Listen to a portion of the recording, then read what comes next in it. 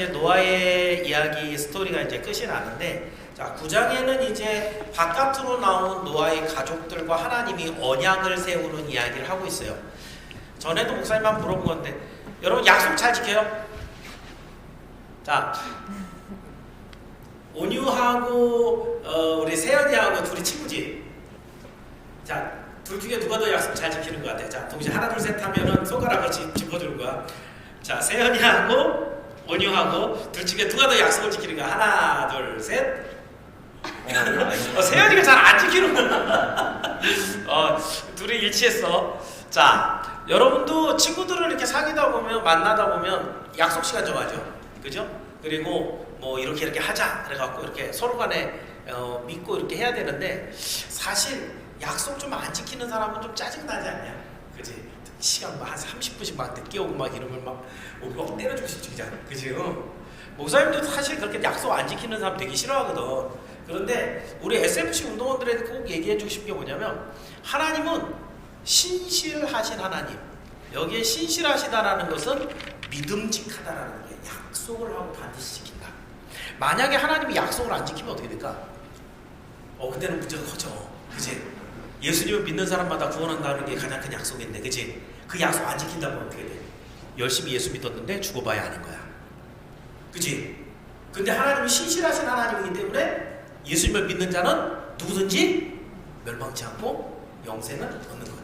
그러니까 하나님께서 당신이 거룩하신 하나님이니까 우리에게도 너희는 거룩하라. 우린 죄인이잖아.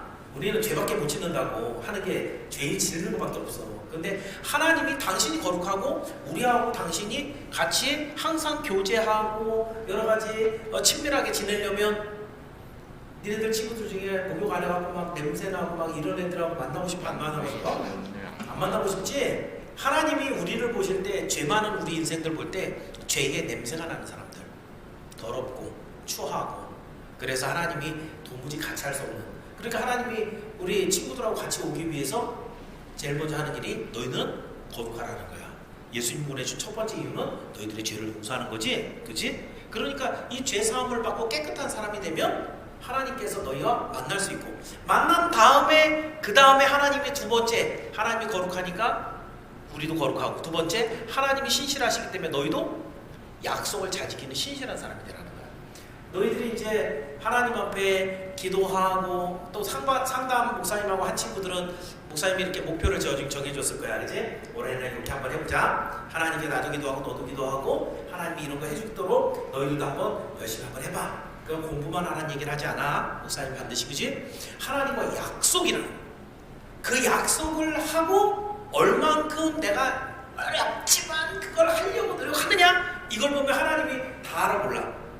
세상에 시험은 있잖아. 딱 시험 봐갖고 점수가 나오면 무조건 그 점수대로 평가를 해버려. 이 사람이 전날 몸살이 걸려갖고 정말 베스트 컨디션이 아니었다, 내 실력이 정말 이렇지 않다, 억울하지만 세상에서 뭘 평가해? 점수 평가한다고. 그래야 돼. 근데 하나님은 다 하시거든. 얘가 아침에 일찍 일어나는 게 안 되는 애인데 일찍 일어나서 하나님께 기도하고 하루 시작하겠다고 그걸 마음에 먹고 아침에 일찍 일어나려고 별짓을 다 해서 일어나갖고 겨우 하나님 이렇게 기도했어. 우리가 볼 때 야, 기도하지를 말든가 이렇게 얘기할 수 있지만, 하나님은 그 중심을 보시는 거야. 약속을 지키려고 하는 너희들의 모습을 보신다고. 그래서 그 하나님께서 너희를 기뻐하시고, 그리고 너희에게 향한 모든 것들을 기쁘게 받으시는 거야. 지금 목사님이 왜 이 이야기를 시작하냐면, 노아가 죽을 뻔했지. 홍수 중에 다 죽었는데 그때 인구가 이 인류학자들 한 60억 정도 됐었다고 보는데 그 중에 살아남은 게 8명이란 말이지. 지금 뭐 코로나 걸려갖고 많은 사람이 막 확진되고 죽고 뭐 이런다 그러지만, 사실은 죽는 사람보다 살아있는 사람이 더 많잖아. 그러니까 지금 우리는 그렇게 크게 걱정 안 하지만 그래도 혹시 이런 걱정하고 있지, 그치? 노아 입장에서 60억이 죽는데 자기네 가족 8명만 살아남았어. 후덜덜이지, 그치? 다리가 후들후들 떨리는 그런 상황을 지금 거치고 1년을 그 방주 안에 숨어 있다가 이제 하나님이 문 열어줘서 나와서 처음에 한 게 번제드렸다고. 그리고 나서 하나님이 여전히 걱정이 많을 노아에게 뭘 하시느냐? 약속을 주시는 거야. 하나님이 주시는 약속이, 너희가 1절에 보니까 생육하고 번성하여 땅에 충만하라. 이거 누구한테 줬던 약속이야? 창세기 맨 앞에 누구에게 줬어? 아담과 하와에게 줬었지. 생육하고 번성하고 땅을 정복하고 다스리라고 아담에게 줬던 약속이 싹 다 죽었어, 사람이. 그지? 그 아담의 후손이라고 말할 수 있는 게 이제 8명밖에 안 남았다고. 그럼 이 8명과 대표자인 8명의 대표자인 노아와 하나님이 다시 한번 언약을 체결하는데 하나님의 언약은 없어지지 않는다는 거야. 이것도 신기하지? 지금 아담이 범죄해서 에덴 쫓겨나, 거기서 또 범죄해서 또 가인 죽이고 도망가, 그리고 그 사람들이 또 많이 번성해갖고 죄만 짓다가 홍수 내려가고 싹 죽여버렸어. 이쯤 됐으면 하나님께서 당신의 주셨던 약속, 니들은 자격이 없어. 니들은 생육하고 번성하고 땅에 충만해갖고 이것들을 다스리게 할 수 있는 그런 내가 권한을 줄 이유가 없다. 이럴 만도 한데 하나님은 그 약속을 깨뜨리지 않고 노아와 가족들에게 또 연결해 주는 거야. 그래서 이렇게 하는데 한 가지 이제 변화된 게 할 수 있는 게 3절에 보니까 뭐라고 돼 있어? 모든 산동물은 너희의 먹을 것이 될지라 채소같이 내가 이것을 너희에게 주노라. 그러니까 이전에는 뭐만 먹고 살았다는 거야? 여기에서 이제 여러분이, 그지? 예전에는 채소만 먹고 살았던 거야. 그지? 그런데 이제 너희들이 알고 있는 것처럼 홍수 사건 이후에 지구가 굉장히 큰 대격변을 일으키게 돼. 사실 지금 고대학을 이렇게 지구과학이라든가 이런 걸 연구하는 사람들에게 굉장히 하나 큰 걸림돌이 바로 이 홍수 사건이거든. 지구가 이전하고 이후, 홍수 이후하고 완전 환경이 바뀌어버렸어. 목사님 지난번에 얘기할 때 이 물이 어떻게 빠졌을까? 양쪽으로 극으로 이렇게 쫙 얼음이 얼면서 글로 다 떼겠다 그랬지, 그지? 이거 녹으면은 이제 엘니뇨라든가 이런 것 때문에 녹아버리면 이제 완전히 다 덮이는 거지, 그지? 이런 것처럼 이게 빨아들여갖고 이렇게 잡아줬다라는 얘기는 기후변화가 급격하게 생겼다라는 걸 얘기해. 지구를 덮고 있던 물층이 홍수 때 펑 터져갖고 이제 물층이 없었다고. 이제 남아있는 뭐밖에 없냐면 오존층밖에 없어. 오존층이 어느 정도 되면 거의 한 1mm 정도 되는 아주 얇은 층인데 그 오존이 자외선 막아준다 그러잖아. 우주선이 이렇게 삐용 하고 나가는데 뭐 걸림 없이 그냥 휙 나가지. 그만큼 오존이 있는 그 층이 있긴 있는데 그것이 눈으로 보일 정도의 그런 두께라든가 어떤 물리적인 그런 막을 이런 형성하고 있는 건 아닌 거야. 그런데 탄소 때문에 오존층 뚫리면 어떻게 된다고? 자외선이 막 들어오면서 막 이런 여러 가지 문제들이 생긴다 그랬지. 그래서 지금 우리가 탄소를 많이 배출하지 말자고 뭐 협약도 하고 막 그러잖아. 그치? 지구가 지금 이 오존층 하나만 얇아져도 이 난리를 치고 있는데 물층이 없어져서 물은 이 오존보다도 훨씬 더 필터레이션 하는 게 굉장히 강력해. 물이 있으면 있잖아. 그런 직사광선 중에서도 진짜 해로운 것들은 다 걸러지거든. 그래서 이렇게 쫙 보호하고 그 안에가 따뜻하게 유지가 되었던 이 지구가 이게 펑 터져버리니까 이제는 보호가 안 되니까 열 손실도 많이 나고 겨울이면 엄청 춥고 여름이면 엄청 덥고 이런 게 반복되는 거야. 여기에 그러면 어떤 문제가 생기겠어? 여기에 농사가 제대로 안 되는 거야. 이전에 아담과 하와에게 쫓아내면서 네가 이마에 땀이 흘러야 먹고 살 거야. 그러니까 앞으로 노동을 해야지 된다는 거거든. 에덴에서는 아마 그렇게 심각한 노동이 아니어도 땀은 그렇게 많았었던 것 같아. 그런데 에덴 바깥으로 딱 나와서 척박한 그 땅에 던져졌을 때 그래도 이 아담의 후예들은 열심히 했는데 가인이 받은 벌 있지. 가인이 받은 벌은 뭐냐면 네가 아벨을 죽이고 도망갈 때 이제 땅이 너에게 또 효력을 주지 않는다는 그런 얘기 있고 이 가인에게 굉장히 힘들게 하는 그런 일들이 이제 하나님의 저주로 임해서 점점 땅이 제 효과를 발휘하지 않고 우리에게 대적하는 잡초 내고 엉겅퀴 내고 하면서 농사로 먹을 수 있는 걸 자꾸 줄이는 거지. 그러다 보니까 사람들이 어떻게 점점 더 잘 먹고 싶어서 더 많이 가지려고 하고 싸우고 뺏고 하는 일들이 더 많아졌을 것 같아. 그런데 홍수 이후에 물층이 없어지면서 더 농사는 어려워지고 겨울 같은 때 먹을 게 없잖아. 그치? 그러니까 하나님께서 이러한 이제 어려울 것을 이미 다 아시니까 지금 3절에 식량 자원이 부족할 거 생각하고 뭘 주는 거야? 육류를 먹을 수 있게 하는 거지. 그치? 그래갖고 이 이후부터 그전에는 그러니까 스테이크 같은 거 없었다는 거야. 먹지 못하는 거였지. 하나님이 허락을 안 한 거니까. 자, 그런데 이 고기를 먹을 때 한 가지 특징이 있는 게 4절 보니까 생명되는 피째 먹지 말지니라 그랬어. 피를 먹지 말아라 그랬죠. 그리고 5절에도 그 피, 생명의 피를 찾을 건데 짐승이면 짐승에게, 사람이면 사람에게, 그 형제에게서 피를 찾을 것이다. 그리고 나서 6절에서 먹는 것에서 넘어가서 사람의 피를 흘리지 마라. 이건 살인을 금지하는 거지. 지금 먹지 말라는 것에서 살인 금지로 넘어갔어. 거기에 중심의 모티브는 뭐냐면 피야. 피에 대해서 한번 생각을 해보면 혈액은 사실은 갖고 있는 우리가 모든 것들 중에 영양분의 아주 집합체 같은 것, 최고의 단백질. 그래서 우리가 피가 들어가 있는 음식 대표적인 게 뭐 있지? 선짓국. 또 너희들이 잘 먹는 것 중에 순대. 뭐가 들어가 있는 줄 알아? 순대 안에? 이게 순대가 돼지의 소장이야. 껍데기가. 이건 요즘 뭐 가짜로 만들기도 하지만 오리지널은 여러분 병천 순대나 뭐 이런 거 하면은 색깔 이상한 껍데기 이렇게 돼 있잖아요. 이거 돼지 소장이거든. 거기에다 당면하고 야채하고 비벼갖고 거기에 뭘로 반죽해? 돼지 피로 반죽을 해. 그러니까 그 안에 돼지 피가 놀라지 말았구나. 순대 안에 들어가 있는 기본 돼지 피야. 그래갖고 그것으로 이제 해갖고 쪄갖고 이제 먹는데, 그래서 피가 쉽게 부패해. 그 안에 어마어마한 단백질 덩어리가 들어가 있기 때문에 그 안에서 쉽게 변질되는 게 이게 피야. 그런데 그 피 안에 또 들어있는 게 뭐야? 너희들이 혈통을 그냥 아버지 씨 뭐 이렇게 얘기하기도 하지만 혈통을 이어받았다 그러지, 그지? 그 피 안에 뭐가 들어있다는 거야?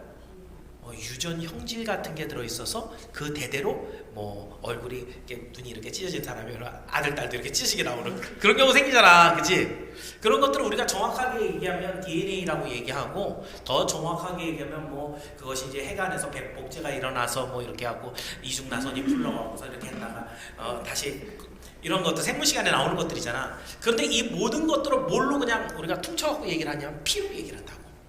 그 피를 통해서 이렇게 유전이 된다, 이렇게 표현한단 말이야. 그러니까 하나님께서 여기서 피를 흘리지 말라라고 하는 게, 첫 번째 피를 먹지 말라라고 한 것은 그 피 자체가 생명을 의미한다라는 것. 여러분들이 어떤 교통사고 난 사람이 의식이 없는데 피를 많이 흘리면 제일 먼저 호흡마비로 죽게 되지, 그지? 왜냐하면 이 혈액이 호흡할 수 있는 가스를 전달해 주거든. 그러니까 피 자체가 모자라서 죽는 게 아니라 피가 돌아야 가스가 이 몸에 전달이 돼갖고 그 사람들이 살 수가 있거든. 근데 피가 적어드니까 어떻게? 전달되는 가스가 적어. 그러니까 호흡마비로 죽게 돼 있거든. 그러니까 이 호흡마비도 그렇고 심장마비도 오게 되고. 그러니까 피는 생명을 이루는 가장 중요한 것이야. 그래서 이제 만약에 의대나 생물학을 가서 공부하게 되면 인체를 구성하고 있는 피에 몇 %만 없어도 뭐 이렇게 사람이 생명을 잃고 뭐 어떻게 되고 쭉 나와. 어쨌든 정말 피가 사람의 생명을 좌우하는 아주 중요한 요소이긴 해, 그치? 그런데 요즘에는 그걸 수혈도 해주고, 그래서 이걸 통해 갖고 이제 요즘에 그것다. 코로나 거기에 너희들 항체는 어디다 안에 있는 거야? 혈액 안에 있어, 그치? 혈액 안에 보면은 백혈구도 있고 거기에 임뮤노글로불린 뭐 이런 것들 해갖고 거기서 면역력을 일으키는 이러한 면역 혈청 이런 것들은 피 안에 다 들어있는 거거든. 피는 빨간색이지만 원심 분리해갖고 돌려보면 혈구가 있고 거기에 사이사이 있는 둥둥뜨게 되는 뽀얀 액체가 있어. 물은 아닌데 물보다 약간 이게 좀 혼탁한 그런 액체. 거기 안에 이 혈청이라고 하는 것 안에 그 면역 물질이 다 들어가 있어. 그러니까 너희들이 만약에 이제 주사 맞고 백신 해갖고서 항체가 생기면 혈액 안에 그 모든 방어 기전들이 거기다 존재를 하고 있는 거야. 지금 생물학 시간이 아닌데 지금 왜 이런 얘기를 하느냐면 하나님이 하시는 말씀에 과학적인 증거를 얘기하는 거야. 생명이 그 피에 있다라고 하는 것은 그만큼 피는 혈액은 그 사람에 있는 산소를 공급하고 탄소를 빼주는 첫 번째 모든 영양분을 공급해주고 이동시켜주는.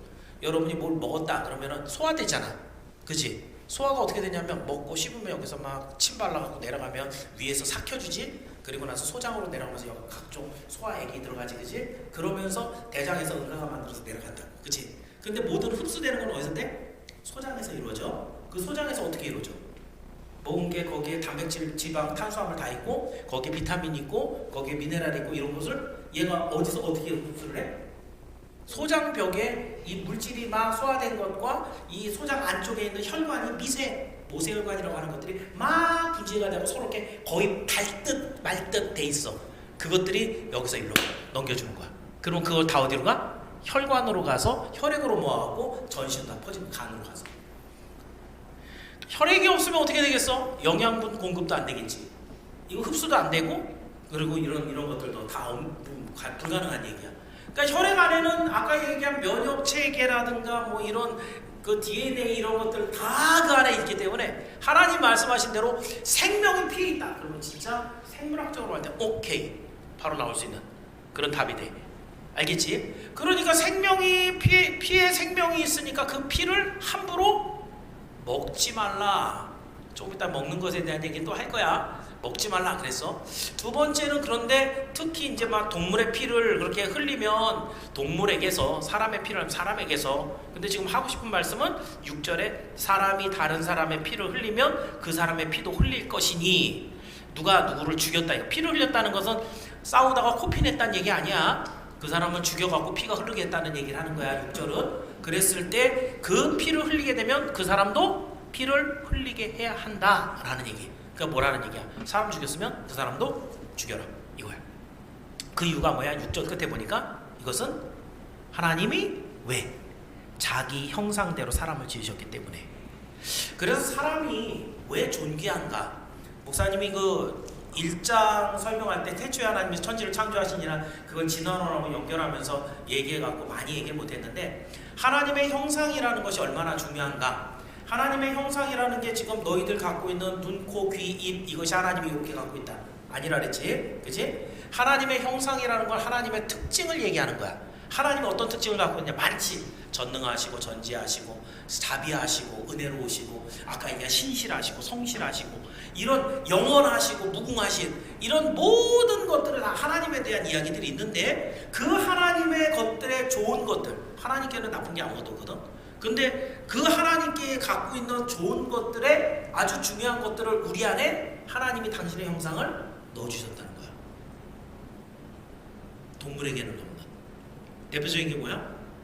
사랑하고 좋은 것을 그걸 취할 줄 알고 지혜롭게 판단하고 그리고 또 하나님의 뜻을 받들어서 스스로 움직일 수 있는 여러 가지 선하고 아름답고 지혜롭고 그리고 그런 것들을 추구할 수 있는 그런 자유의지 이런 것들의 좋은 것들을 하나님께서 너희 안에 넣어놨는데 하나님의 형상이 망가졌지.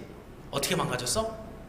범죄함으로 선악과를 먹음으로 하나님의 형상이 훼손돼 버렸어. 그래서 망가진 거야. 목사님 가끔 그래서 그렇게 이런 표현을 해. 펩시콜라 가끔 먹냐? 깡통에 들어있는 거 먹고 이제 보통 애들은 그걸 확 밟아서 찌그러뜨려 놓잖아, 그치? 그런데 딱 찌그러진 거 보면은 아니 뭐야 누가 깡통 이렇게 찌그러뜨렸어? 근데 거기에 펩시 마크 어떻게 생긴 줄 알지?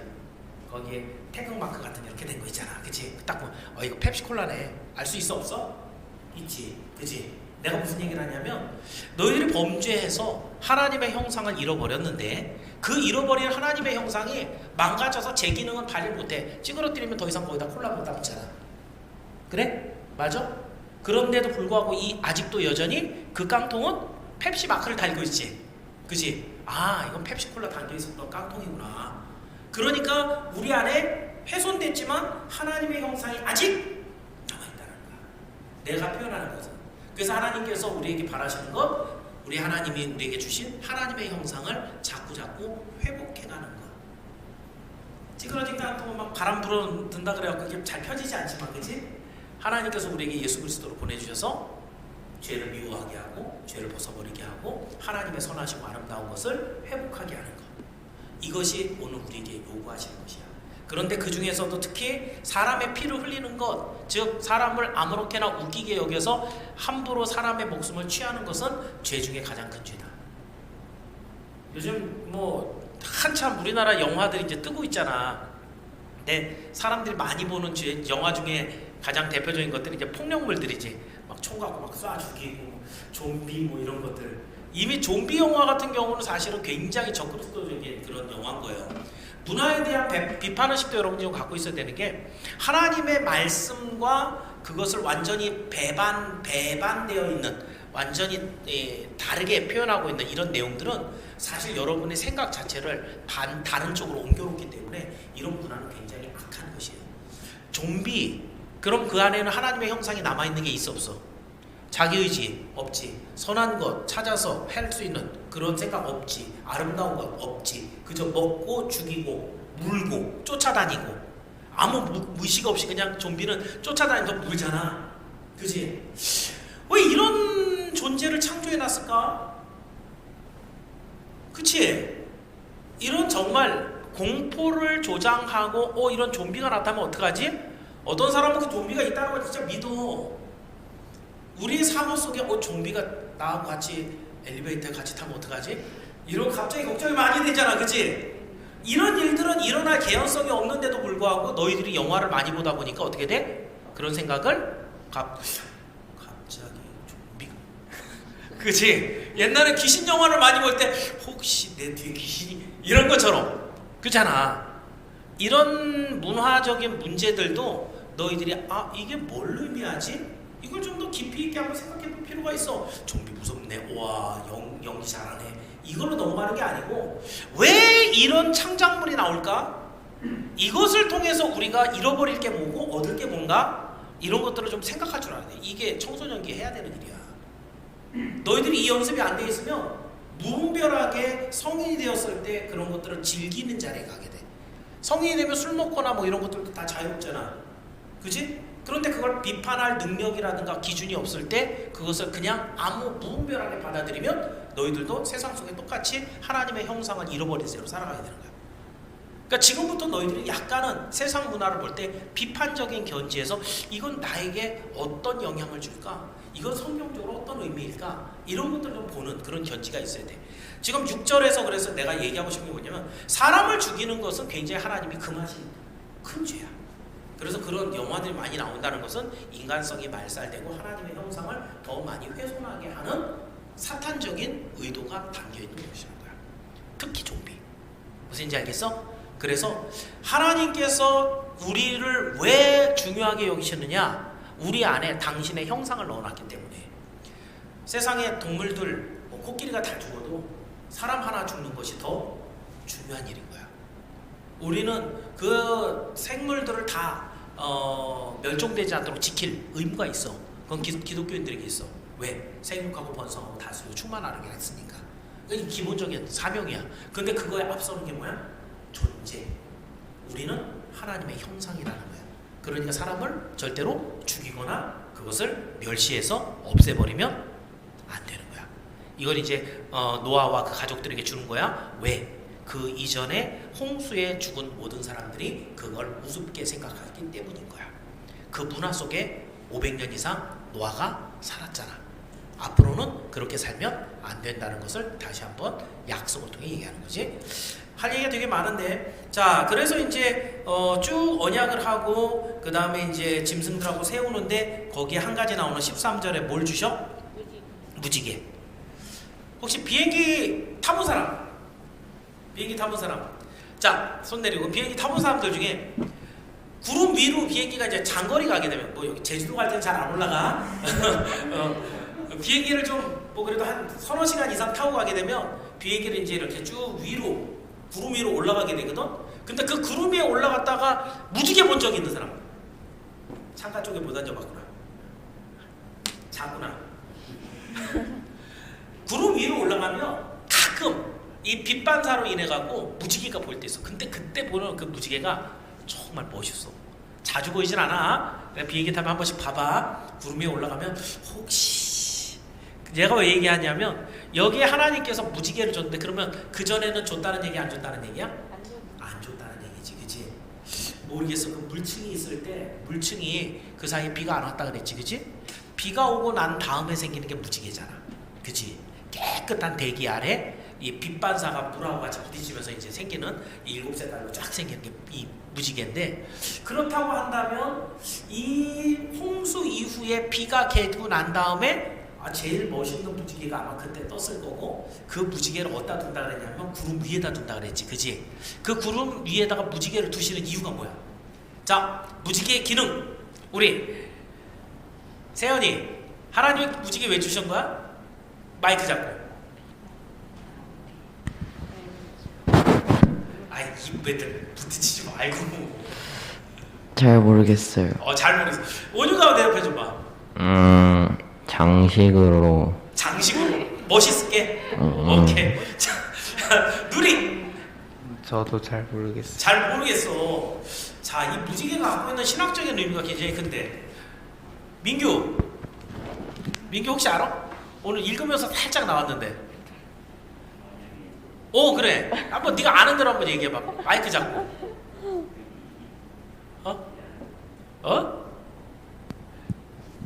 컨닝해도 되고 읽어도 되고.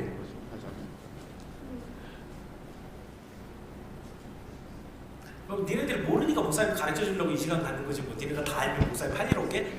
그치? 자, 목사님 얘기해 줄게. 무지개는 언약의 증거라 그랬지? 그치? 무슨 언약? 내가 다시는 이 땅을 물로 심판하지 않겠다. 물로 심판하지 않겠다는 증거물로 하나님이 주신 거야. 잊어버리면 안 돼, 이제. 야, 그러면 하나님께서 왜 심판하셨지? 죄 때문에. 그치? 그럼 하나님이 심판 안 하려면 사람들이 앞으로 뭐 해야 돼? 죄를 안 지어야 되지. 근데 그거는 가능해, 불가능해? 큰일 났네. 하나님께서 물로 이 세상을 심판 안 하신대. 이제 그거 증거로서 무지개를 놔뒀어, 그치? 그러면은 우리가 착하게 살아야 되는데 우리는 이렇게 못 살잖아. 그럼 어떻게 하시겠어? 물로 심판 안 하고 이제 뭘로 심판하셔? 불로 심판하셔. 그게 뭐야? 요한계시록 기록되어 있는 주님 다시 오시는 재림의 날.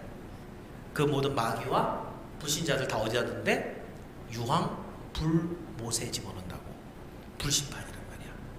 하나님이 심판할 수 있는 방법은 어마어마하게 많아. 지금 코로나 다 죽을 뻔했지, 그지? 만약에 코로나가 뭐 베타 감마쯤에서 얘네 델타 이랜들 굉장히 셌잖아. 지금 오미크론이 좀 약해져서 그렇지, 델타는 진짜 치사율이 꽤 됐었거든.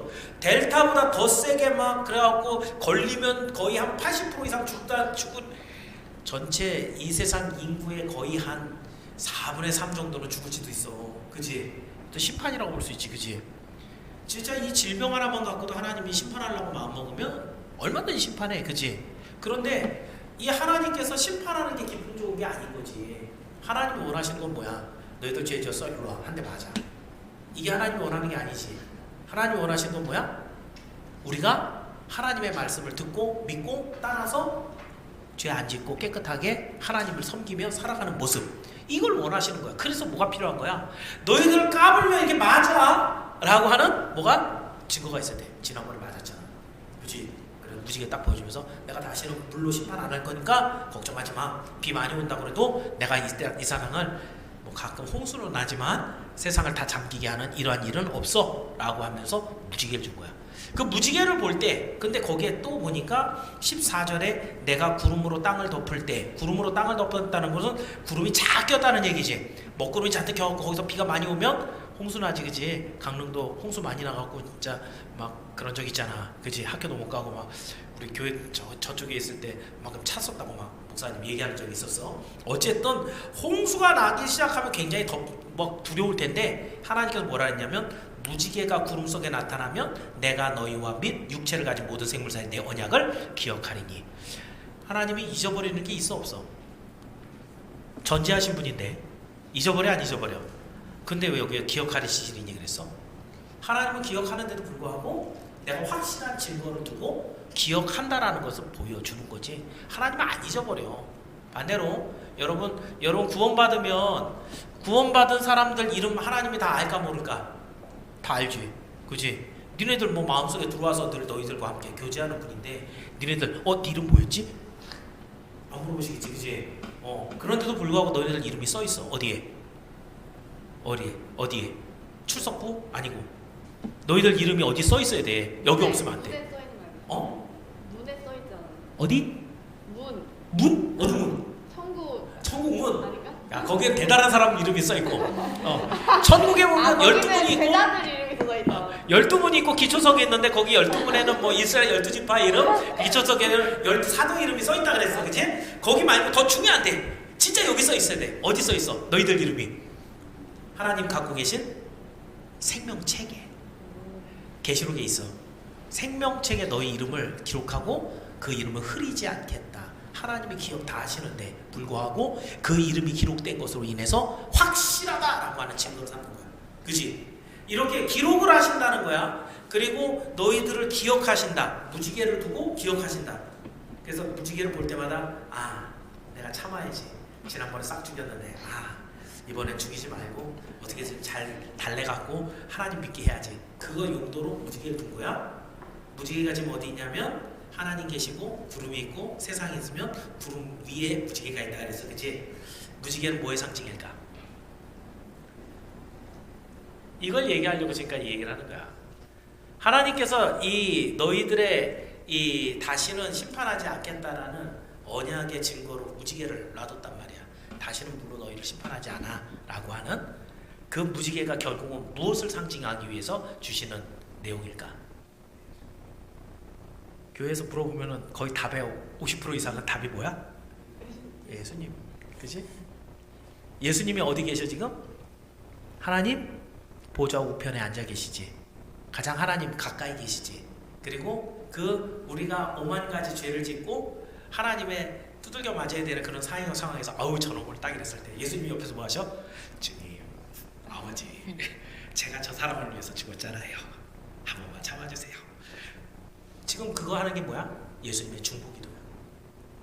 사실 목사님이 좀 웃기게 이렇게 표현을 했지만 오늘도 예수님이 보좌 우편에서 하시는 일 바로 여러분을 위해서 기도합니다.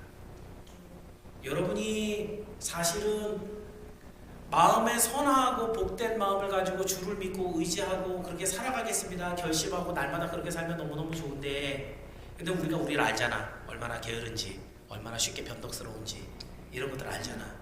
그런데 그 여러분의 한 모든 것대로 그 자리에서 직결심판하면 여기 남아있는 사람이 아무 없을 거야. 그치? 그런데 우리 주 예수 그리스도께서 십자가에 죽으신 것은 단지 여러분의 죄만 용서한 일이 아니라는 거야. 화목제가 되셨다는 표현이 그런 것이야. 화목이라는 것은 누구하고 누구 친하다는 얘기지, 하나님하고 우리는 친할 수 없는 사람들이거든. 그치? 그런 사이인데, 그런데 예수님이 번제물 되시고 속죄제물 되고 번제물 되시고, 그래서 우리 모든 죄를 사해 주셨을 뿐만 아니라 하나님이 갖고 있는 정말 막 속상한 마음, 너네들 때문에 당신의 독생자가 죽은 거잖아. 너네들 볼 때 기분 좋겠어 안 좋겠어?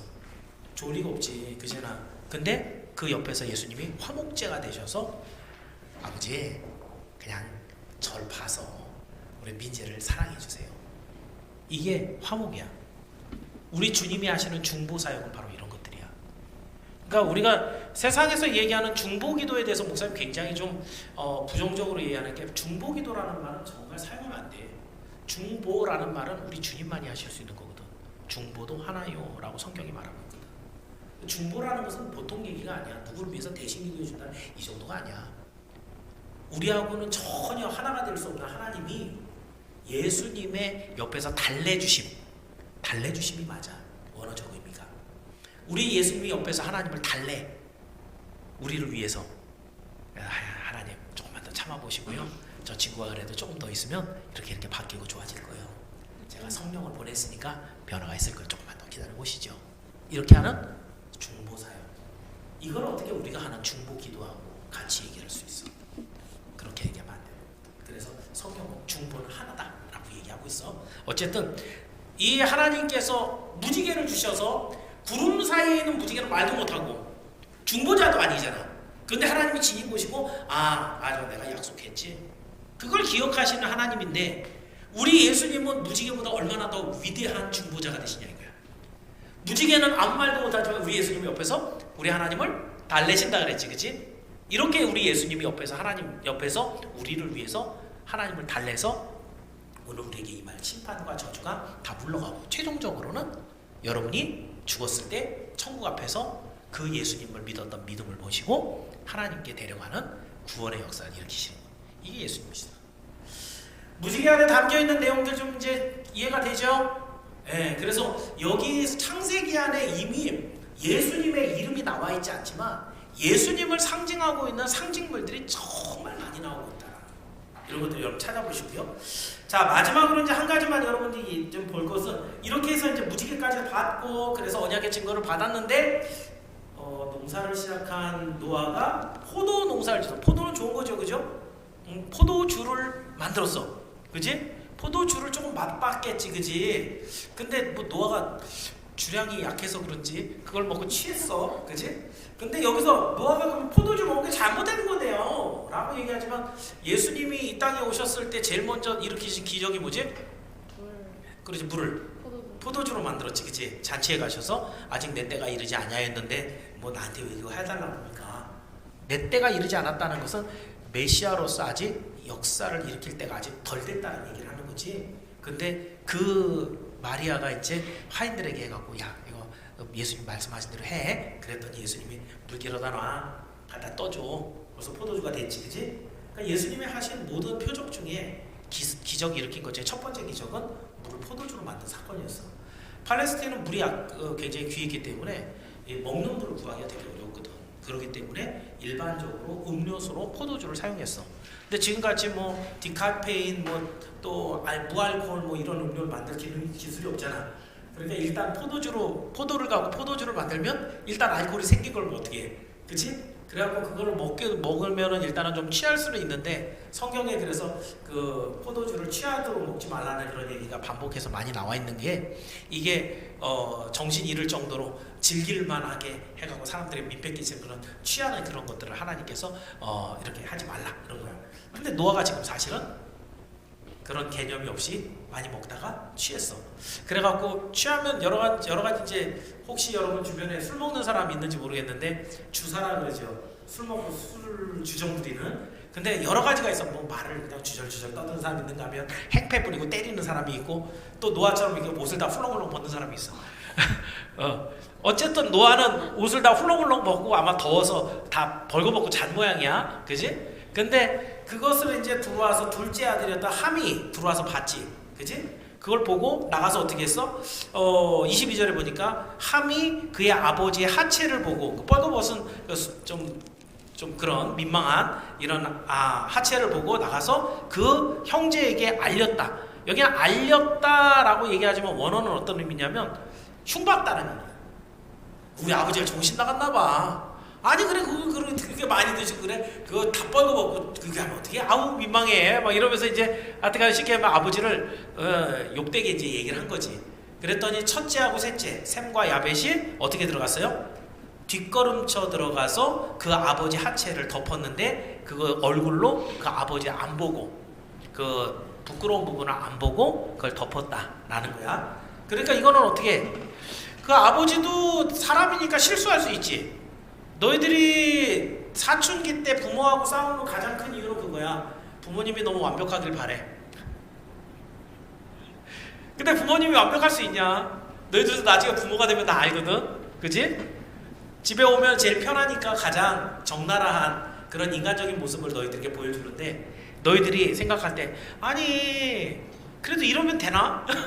이런 생각들 때문에 부모님들에 대해서 다 들이받는 그런 경우가 있는데 사실은 인간이 다 부족하고 또 완벽하지 못하다는 것을 마음속에 갖고 있어야 돼. 어느 정도로. 노아는 지금 하나님을 믿고 120년 동안 방주 만들었던 사람이야. 모든 사람 다 죽었는데 혼자 살아남은 사람이야. 근데도 불구하고 이런 엉뚱하게 실수를 저지르기도 해. 그러면은 이것을 정말 지혜롭고 또 좀 성숙한 하나님의 사람이라면 두 아들처럼 이렇게 그 은밀하게 가서 덮어주고 그리고 그것을 가려줄 수 있어야 돼. 교회 안에서도 그렇다. 내가 젊은이들을 많이 교육을 하면서 나오는 불만들이 뭐냐면 아니 장로님 왜 그래요? 권사님 이상해요. 왜 우리 이거 얘기하는데 예배가 먼저지 뭐 맨날 뭐 청소만 시키고 뭐 이런 거 따져보는 그런 친구들 많아. 그치? 속상하니까 목사님 다 들어주거든? 이해는 하는데 성숙하고 여러분이 더 잘 자라고 나면 어떻게 돼? 그렇게 사람들의 모나고 부족한 부분들을 어떻게 할 줄 알아야 된다? 덮어줄 줄 알아야 된다. 덮어줄 줄 알아야 돼. 왜냐하면 너희들도 그런 실수를 할 수가 있거든. 목사님은 나도 실수 많이 하거든. 말 실수도 많이 하고 또 여러분 안 보는 데서 또 보통 사람들 같이 그냥 똑같이 살아가기도 하고 이러니까 그런 것들 보고 아 목사님 저럴 줄 몰랐어. 내가 실망이 커. 이게 아니고 사람은 다 완벽하지 못하다는 걸 알고 덮어줄 줄 알아야 돼. 특히 누구에 대해서? 너희 부모님에 대해서. 옛날에는 그래서 후레자식이라는 얘기가 있잖아. 그렇지?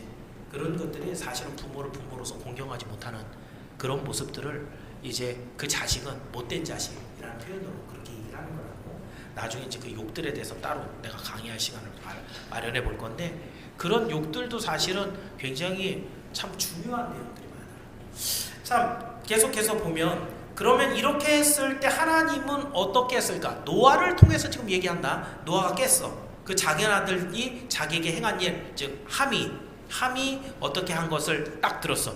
자기를 보고 나가서 형들한테 형과 동생에게 가서 막 흉봤던 이런 것도 듣고 25절에 보니까 뭐라 그래? 가나안은 저주를 받아 그의 형제 종들이 되기를 원한다. 가나안이 누굴까? 가나안이 누구지? 분명히 셈, 함, 야벳 셋밖에 없는데 가나안 갑자기 등장했네? 아들. 누구 아들? 함의 아들. 함의 아들이 가나안이야. 그래서 그 아버지가 함이 잘못한 거잖아. 시간이 얼마나 흘렀는지 모르는데 함이 각시가 있었지, 그지? 그래갖고 8명이 탔으니까 애는 하나도 없었다는 거지. 노아와 노아 와이프, 그 다음 세 아들과 세 아들 와이프 8명이 살아남았잖아. 그리고 광주에서 나온 다음에 애기들 낳았겠지, 그지? 그럼 애기들 낳았을 때 그때부터 이제 뭐 있는데 가나안은 아마 그 함의 아들로 태어나갖고 홍수 이후에 태어난 아기일 텐데 그 아이가 얼마나 이뻤겠어, 그지? 그런데 노아가 이 이야기를 듣고 함을 저주해서 야 이 함 이 나쁜 놈 너는 오래 살지 못하고 빨리 죽어라 막 이런 식으로 하면 이해가 갈 텐데 근데 가나안을 지금 저주를 받아서 그 형제 종들의 종이 되기를 원한다 이렇게 얘기해. 이상하지? 도윤이 네가 잘못하면 네가 혼나야지. 네 엄마나 네 아빠가 혼나면 되겠어 안 되겠어? 그잖아. 여기 지금 이거는 노아가 이야기하지만 사실은 이 성경에 기록된 것은 하나님의 감동으로 된 것이기 때문에 노아가 하는 이야기는 하나님의 이 뜻을 받들어서 내려놓는 하나님의 뜻이라고 볼 수도 있어. 그렇다고 한다면 하나님은 왜 이 함이 저지른 이 죄를 가나안에게 물었을까? 이것도 한번 고민해 봐야 되겠지. 숙제? 다음 주까지 한번 생각해 봐봐. 왜 함이 잘못했는데 가나안한테 이렇게 저주를 쏟았지? 나머지 셈하고 야벳은 어떻게 했어? 하나님이 복을 주시는데 어떻게 얘기하냐면 26절에 셈은 하나님 여호와를 셈의 하나님 여호와를 찬송하려다. 하나님은 셈의 하나님이 된 거야. 첫 번째는. 그래서 목사님이 너희들하고 상담을 하면서 늘 너희들한테 할 이야기가 뭐냐면 하나님은 너희 하나님이란 얘기를 해. 하나님은 너에게 관심이 있고 하나님은 너를 위해서 일하시고 하나님은 네 기도를 들어주신다. 왜? 너의 하나님이기 때문에. 너의 하나님. 이게 얼마나 중요한 얘기인지 몰라. 근데 여기서 노아는 셈의 하나님, 셈의 하나님 여호와를 찬송하려. 셈의 하나님 여호와. 그렇게 하나님을 셈의 하나님으로 하고 가나안은 셈의 종이 되기를 원한다. 이랬어. 그 다음에 그 동생이었던 야벳을 창대하고 셈의 장막에 거하게 한다.